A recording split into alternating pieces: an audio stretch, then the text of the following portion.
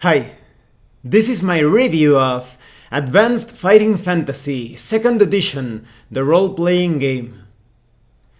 This is a classic role-playing game. It was designed by two very famous figures in RPGs and perhaps you could say in wargames as well, Steve Jackson and Ian Livingstone. Now, they're quite famous because they are co-founders of Games Workshop. And Advanced Fighting Fantasy was not advanced at the beginning, it was a series of game books of those where you choose your own path and the actions of the protagonist. So it's a way of combining a novel with a role playing game. But it later became a full fledged role playing game. And this current edition, brought out by Graham Budley, Mark Gascoigne, and Pete Tamlin, it's basically a revised, improved and expanded version of that role-playing game. It contains many improvements, new content, and it feels quite polished overall. Now let's talk about the quality of the PDF. The quality is great overall. I just have a couple of minor criticisms. The first one, and this is a very minor thing, there are some places in the book where there is a bit of an issue with the spacing of letters and words. It's not that big of a deal and it doesn't happen that often. I think I saw it like 4 times. And the other thing is that at the end you have some really useful reference sheets, but I feel like the font is a bit too light or thin, so it could be a bit difficult on the eyes for some. It's not impossible to read, but it could some could be straining their eyes as they read those sheets. But despite that, the quality overall is great. I like the layout. It feels quite old school. Just the other day, Reaper X, one of my viewers, was talking about how he sometimes felt like modern role-playing games felt a bit too over-designed in their graphical layout. But here, this is pure old school with black and white illustrations and somewhat minimalistic graphic layout overall. And everything is well written and explained. And you have great organization and aids when it comes to running the game, thanks to different sheets like checklists, the reference tables that I was telling you, even house rule pages, and you even have like a space to write your own house rules down. So if you get this as a PDF, this is begging to be printed right away. Now let's talk about the contents. First, after getting a foreword and an introduction to what Advanced Fighting Fantasy is, you have one of the best introductions to RPGs that I've seen in a core rulebook, because in just like 2.5 pages, you already know how to play the game at a basic level. That is, you could purchase this PDF and you could play a complete adventure with almost all the basics of the system in less than 20 minutes probably. So you have all the details on the different characteristics of your character and how to attack, how to perform different checks, and I will get that in a few minutes. And you have a complete adventure known as The Well, and it's a classic fantasy adventure. It's also quite easy to modify depending on what you want. So for example, if you are already playing a campaign, you could easily insert this adventure into your campaign. But if you use it as it is intended to, that is to introduce players to Advanced Fighting Fantasy, it's going to be an awesome experience. Now let's talk about hero creation. Even though this is an old school role-playing game, this gives priority to character concept. That is, you can create any character that you think of without feeling limited due to class or other options. So you could create a barbarian warrior or a ninja, perhaps a samurai or a mercenary or a pirate. You can create any character that you want, and it works pretty well because of the simple mechanics of the system. When it comes to characteristics, you have skill, which is a actual characteristic that serves to see how good you are at fighting or at things related to knowledge, to different skills. So the characteristic of skill is quite broad. And then you have stamina to see how much damage your character can take and how good you are resisting poison and the like. And then you have luck. Luck is a very important characteristic. It's one of your most important resources, in my opinion, because it can save you when everything else fails. Perhaps you didn't notice a trap and you fell down that pit, or you were attacked by this or that effect. You can also use it to protect yourself against magical effects. But every time you make a luck test, your luck goes down by 1 point. So it's a very precious resource, and it doesn't regenerate until you finish the adventure. So you really have to keep in mind when it's better to, for example, take damage to your stamina because of a trap or a magic spell, and save your luck for something that is more important, something a bit riskier. And then you have details on magic. Now, magic is a stat that will allow you to cast all sorts of powers. Maybe it's something related to wizardry, something related to priestly powers. You have different styles of magic, and magic points are derived from this characteristic. So as you can see, it's a very simple character layout when it comes to the things that you can do in the game. And you have 3 races to choose from. You have humans, elves, and dwarves. Now, humans are the predominant race in this setting of Titan, which is the official setting for Advanced Fighting Fantasy. And elves and dwarves are pretty, let's say, archetypical or at times stereotypical within fantasy. That is, elves live in the woods, are magically inclined. Dwarves like to go underground, they love gold, and they are very tough. So you get bonuses to luck, magic, and stamina, respectively. And you also get some additional skills and talents depending on the race that you choose. Now, when it comes to the special skills that you get, for example, humans have city lore, or can be replaced by forest lore or desert lore if you want to create more like a rural hero. And you also are quite knowledgeable in anything related to gods, and you could get a bonus to your stealth or movement skill.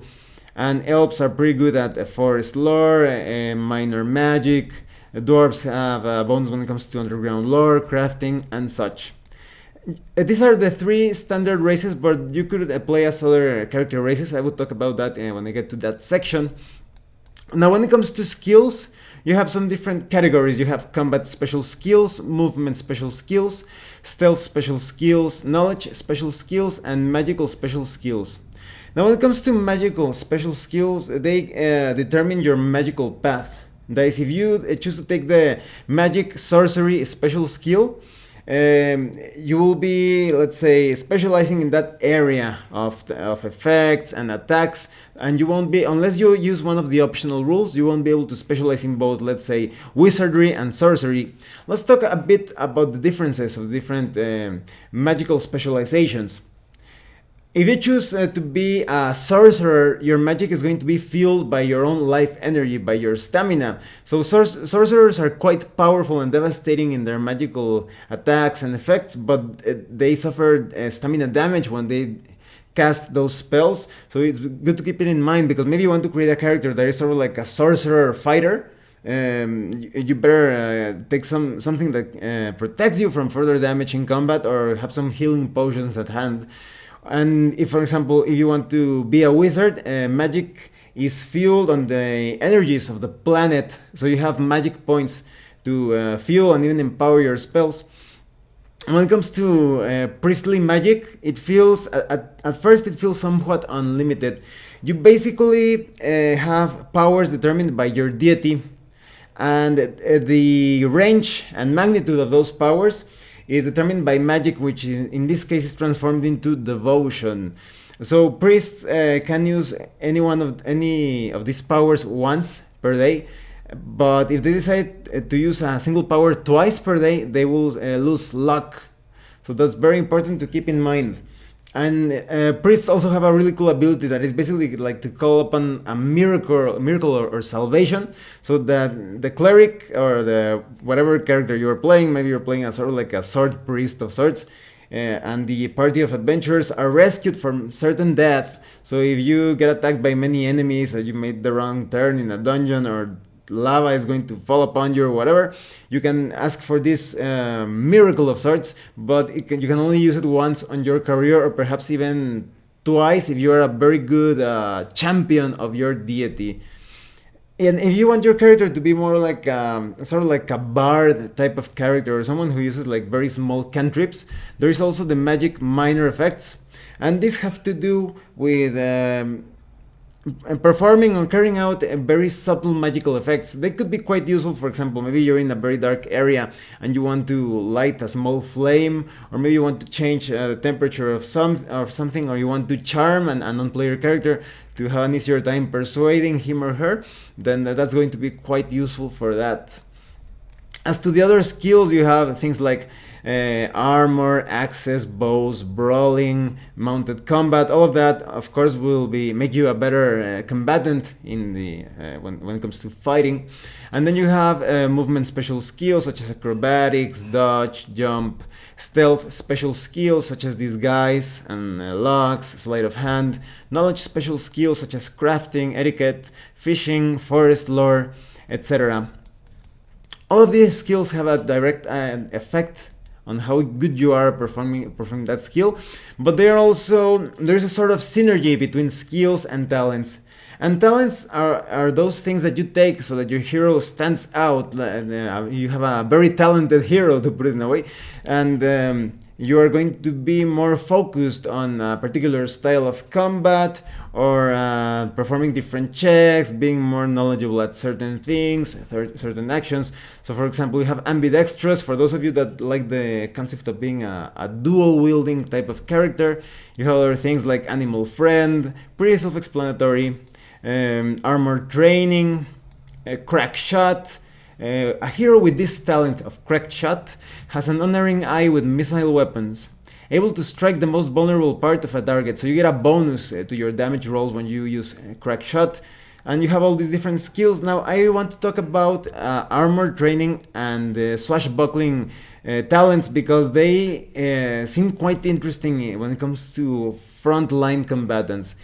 If you decide to take the armor training talent and you further specialize this with the armor skills, your character is going to be quite effective at using shields and armor in combat, but mostly because if you're not skilled enough, you're going to get penalties while wearing armor. But if you decide to go on the swashbuckler path, you're going to have a hero that wears no armor and is still quite effective at being a frontline combatant. So some of you could say, well, why would I like to specialize in armor training if I can do the same thing just by dodging and moving around with the swashbuckling talent? Well, there is a very good reason for this, and that is magical armor and shields. So a swashbuckler is going to be quite decent and even pretty good being defensive in most of the situations. But if your armor specialized character gets his hands on that suit of armor and shield that has different bonuses, you're going to outdo the swashbuckler. So it's all up to what you prefer. If you want to be good at being defensive all the time, or you want to wait for those powerful magical items. And then you just flesh out some other concepts when you're creating your character: name, age, and the place in society. And this is a very interesting thing. You have a social scale number, and this is determined by talking it out with the director of the game or the game master.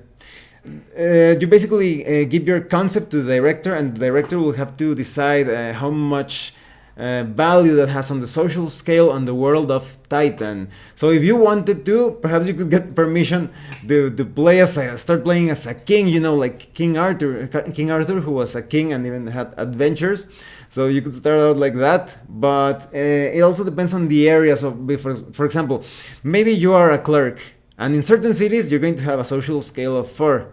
But if you go to mercenary or perhaps pirate towns of sorts, maybe you won't have that much of value when it comes to the social scale when compared, for example, to a mercenary.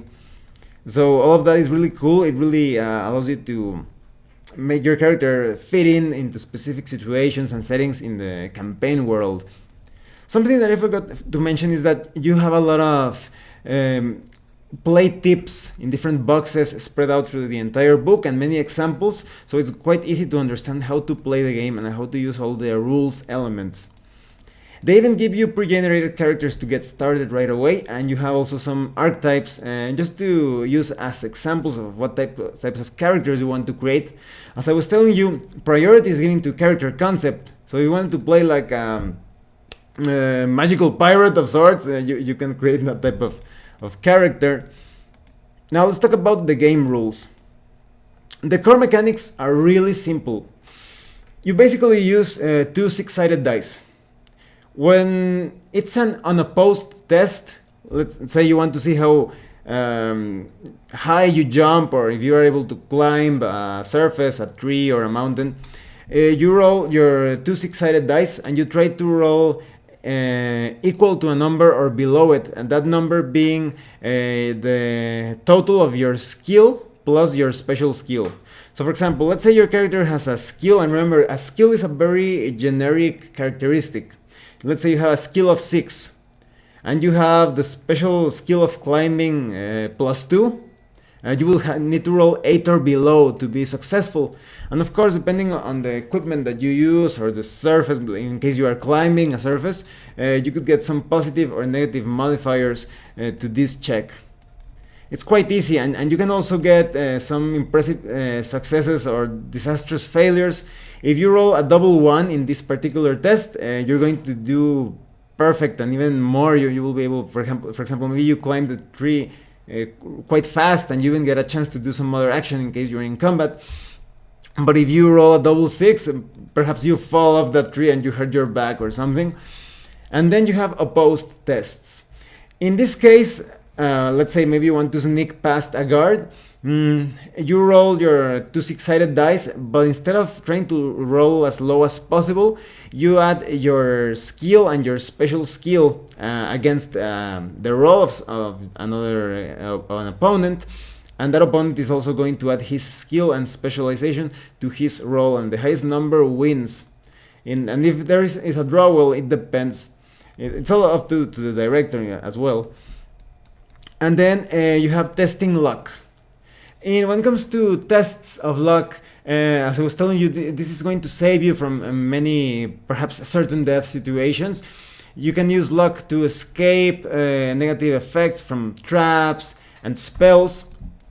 But you could even use luck to have an edge in combat, to win a combat and to deal more damage. So it's a very precious resource, and you really have to keep in mind when it's worth it to spend some luck, because every time you roll your luck, trying to successfully escape some negative thing or situation, your luck score goes down by 1 point. Now, when it comes to movement action, you have all the information on moving, for example, in combat or when you are traveling.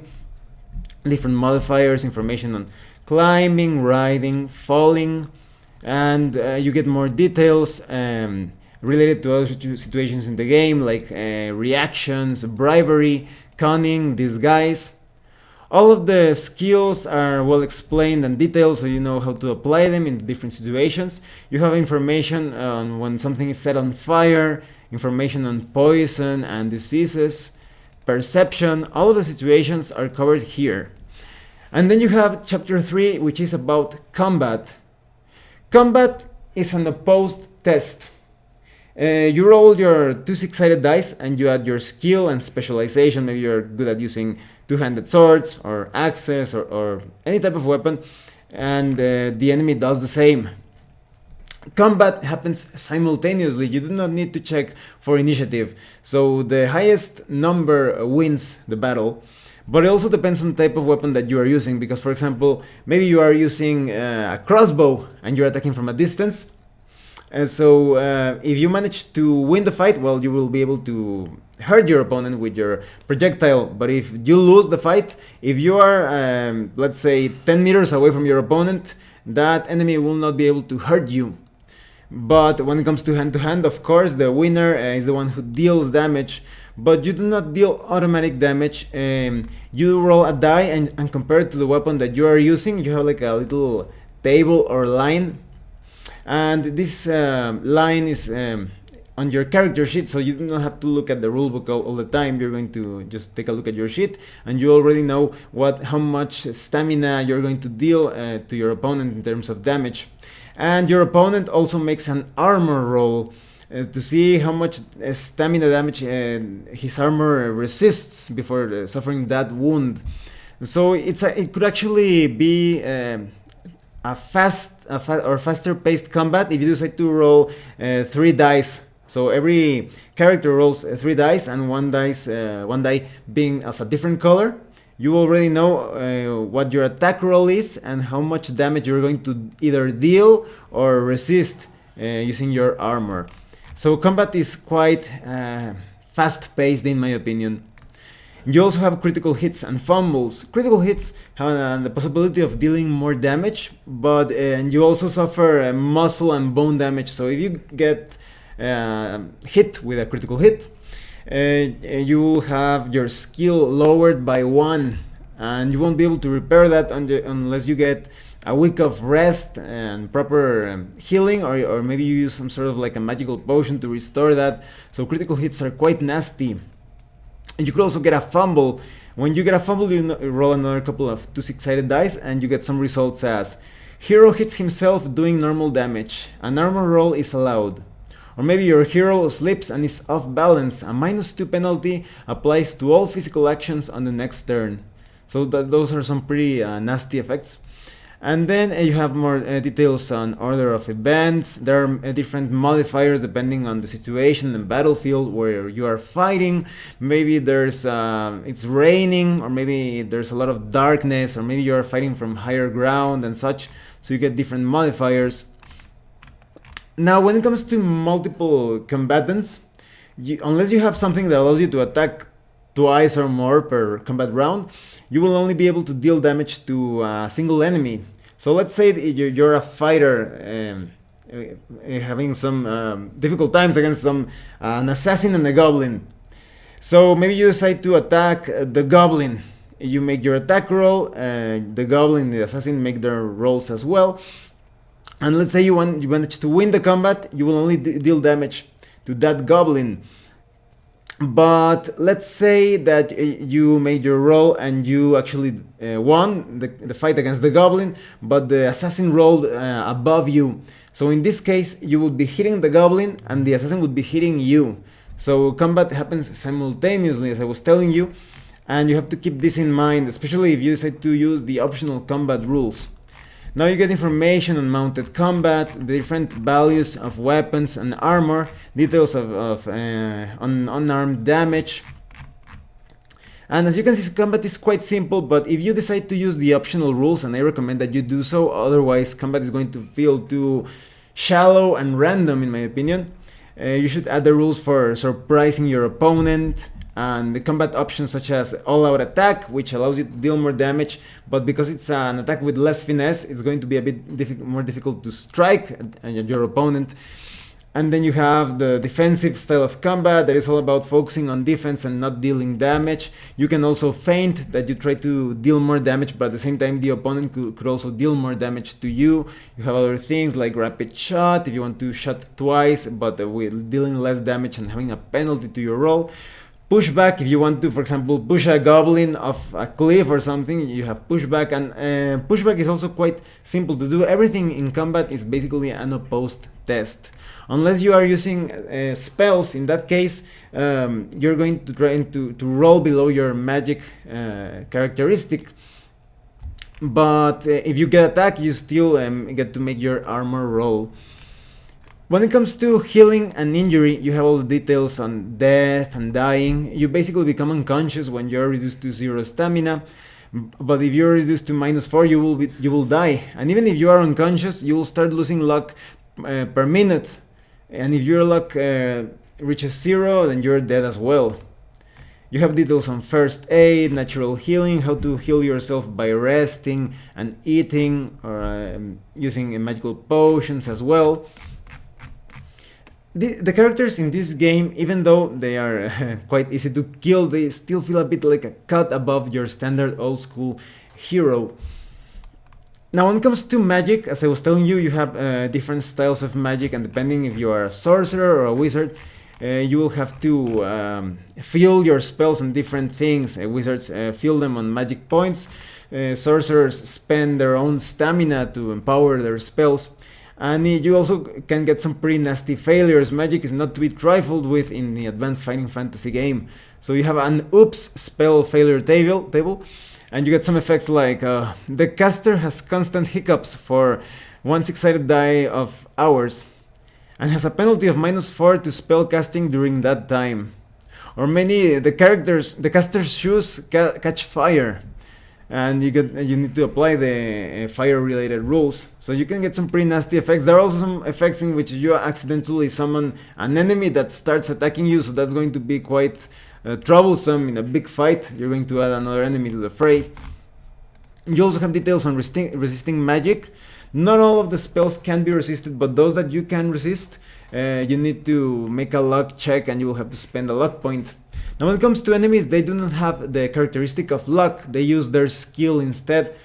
And I recommend, this is not noted in this core book, but I recommend that if you do so, you lower the skill of the monster with each spell that monster resists, as that will create a more realistic chipping effect, like chipping at the magical defenses or resistances of the monsters. And you have all the information on different spells. So for example, in Minor Magic, you find information on cantrips such as Attraction, Burn, Cool, Entertain, Hit, Mend. As you can see, very subtle effects to affect matter, but that could perhaps be vital in some puzzle solving situations or some non-player character interactions. And then you have the spells of wizardry. And something that I forgot to mention when it comes to casting spells is that you can spend some rounds just focusing on casting that spell, so that the check is a bit easier. So for example, in combat, if you want a spell to be quite successful, you could spend a round or two casting that spell to get a bonus to your check. But that could be risky. Maybe the enemy was going to kill you before then.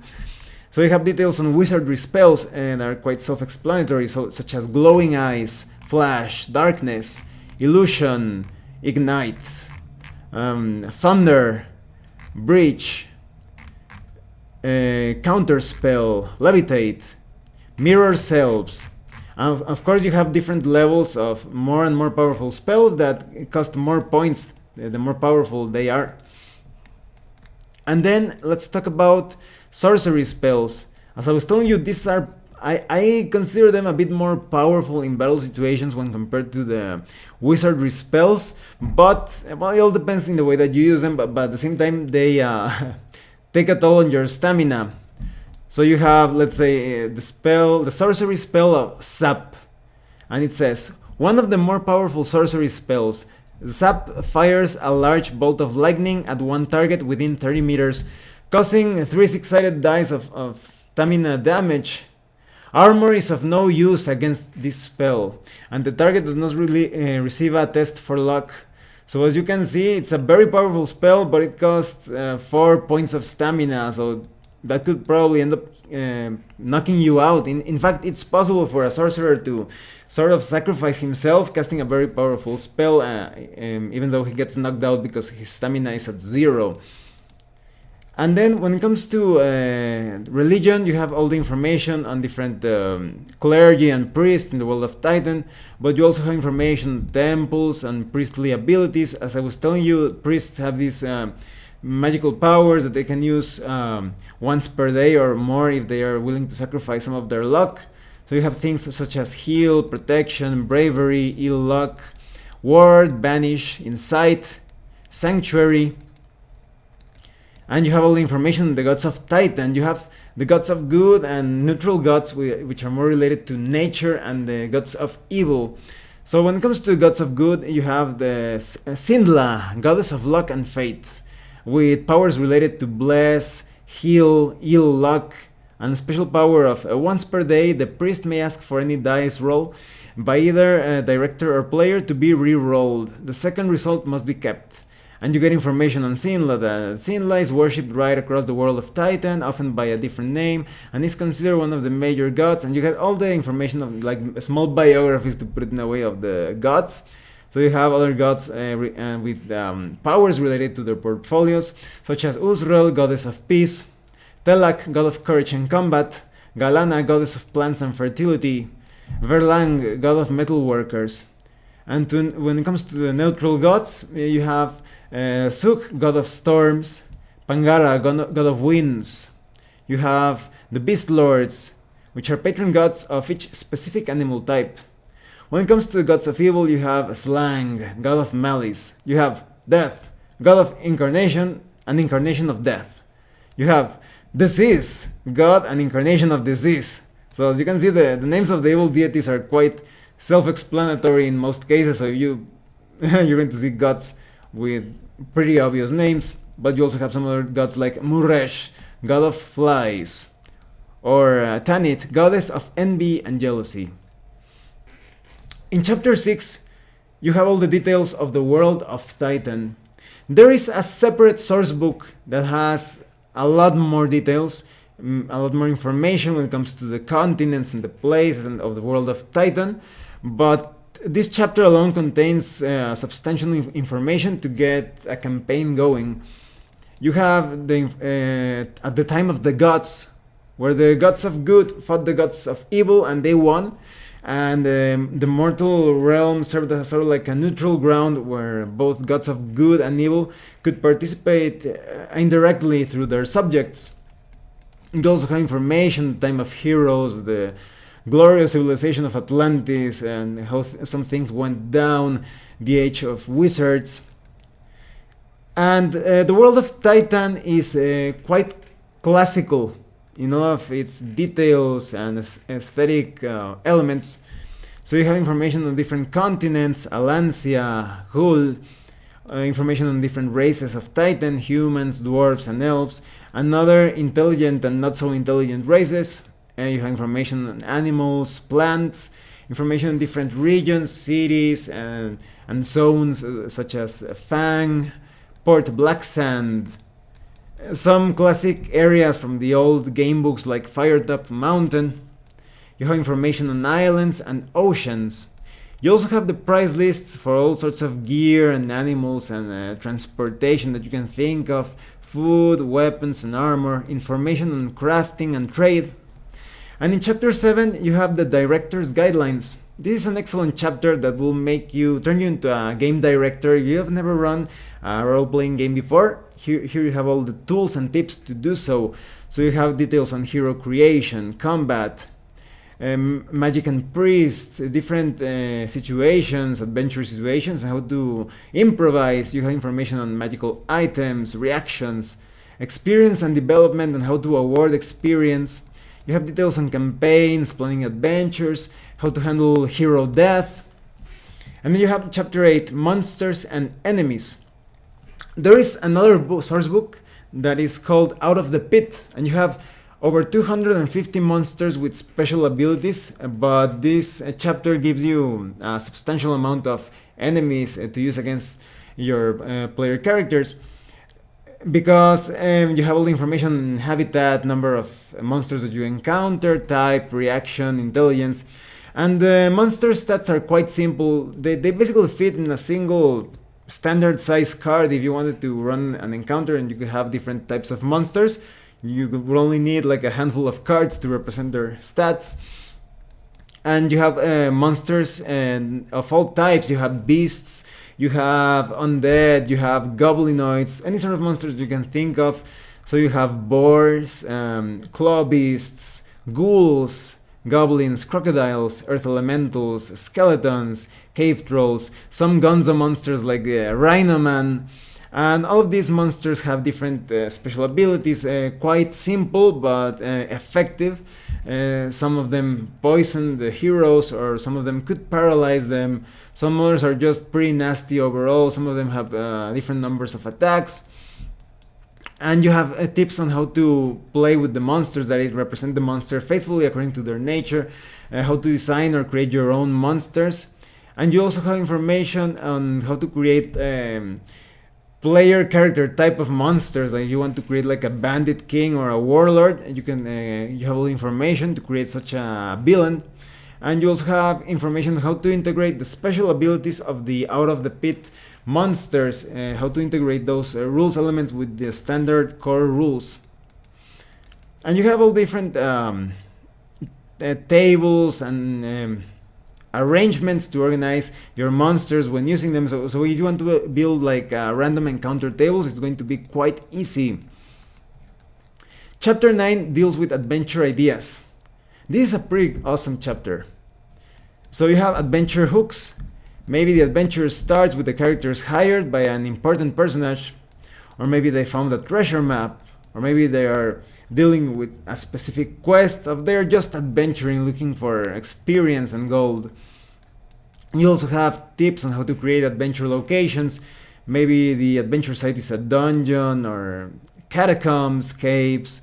Maybe it's happening in a forest or in ruins or in the underwater.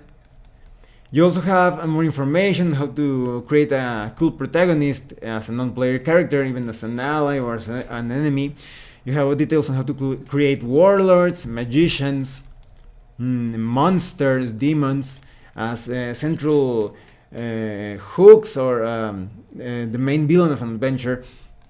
You also have information on subplots, and they give you an example of subplots like enemy in the midst, or maybe there's an extra job, or maybe there is a romantic interest that suddenly pops out during the adventure. Now you have a really awesome dungeon generator. It's a bit on the style of what you would see in Bornheim, when you can create buildings using that system, but here you can create any adventure site that you can think of. So first you determine the adventure objective. Maybe you need to kill a traitor or a spy, or maybe you need to find a hermit or a sage, or maybe you need to find a cure for a disease. And then you determine the surrounding terrain, dungeon architecture. As you can see, this system can also be used for world building. And then you get more specific information on the different tools that you can use to use this dungeon generating system. That is, if you use a paper with a box lid and a handful of 6-sided dice, you make a roll and you start to randomly generate the entire dungeon layout and architecture, all the corridors and rooms. You start to generate them and connect them with each other. So it's a very awesome way to generate unique dungeons. And you get details on how to add special features and traps and monsters, random tables depending on the dungeon level, how to adapt all of this arrangement for non-dungeon places. Maybe you want to create like different adventure sites, forests, islands and such, how to complete the entire process. And you could say that this core rulebook contains 2 complete adventures, because you have the introductory adventure, The Well, but here you have Akbar's Retreat, which is a complete dungeon using the dungeon generator system. So that you can see it serves both as an example on how to use the system, but also it's a complete dungeon to run almost immediately. Chapter 10 deals with treasure. All of the details of the types of jewels and gold and magical items that the characters will find, details on how to appraise and identify such items and treasure, how to use them. You get random generation of treasure, and all the different things that they can find. You can find scrolls like Scroll of Balm, Scroll of Peace. You could also find weirder things, like for example the pickled shape changer brain.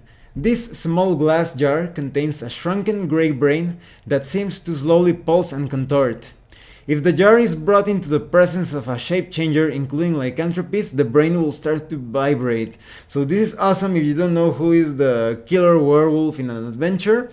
This pickled brain is going to be quite useful for that. You have also some other things like components, because many of the most powerful spells require material components. You could find beeswax, or maybe brass pendulums, or green-haired wigs. And then you have details on potions, potions of anti-poison, potion of invisibility, potion of insect control, potion of rage. You also have some other trinkets like a blue candle. When lit, this candle will repel all spirit beings from the immediate vicinity. You also have information on enchanted weapons and armor. As I was telling you, sometimes it pays to specialize in the use of armor.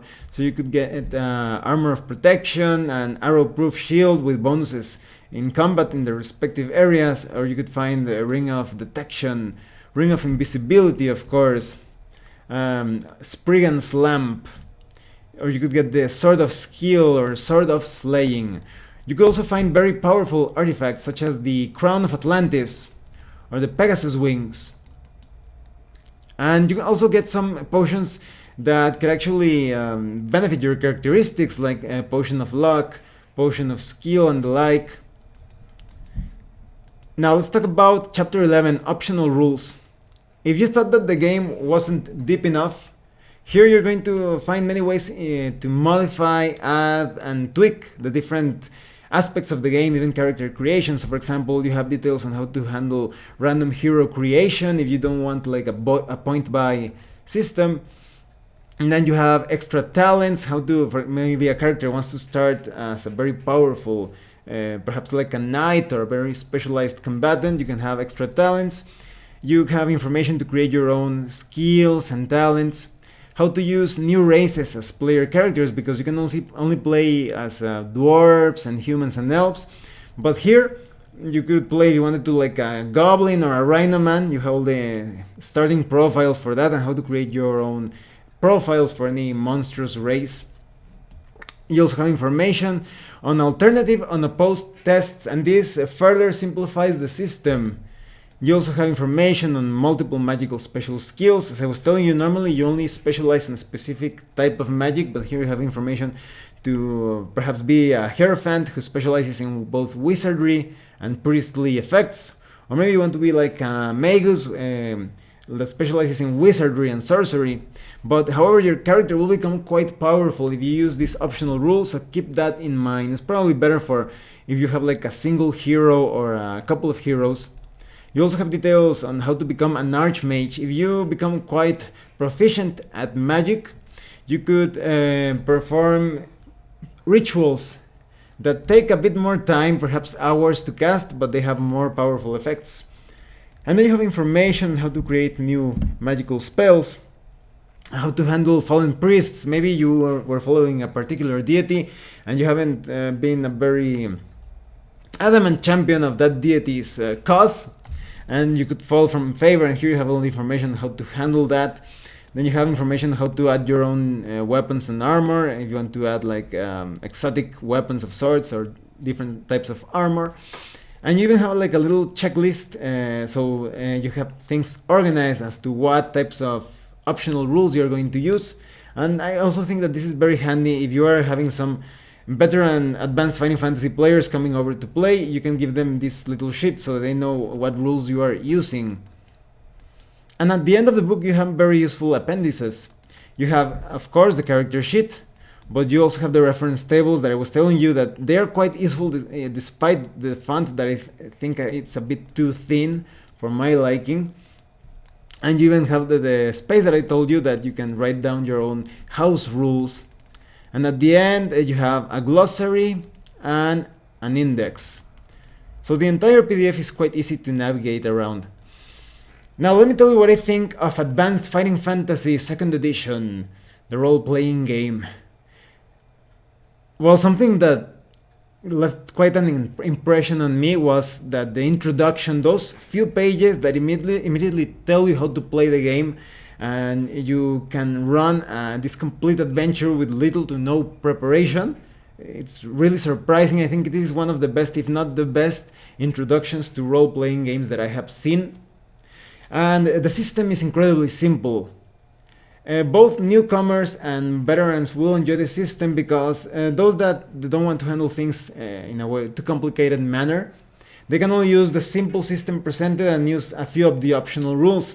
But those of us that like to add a lot more depth to combat and such are going to be playing around with all the different optional rules presented both in the combat chapter and later on. And there are many ways in which you can tweak this classic fantasy role-playing game.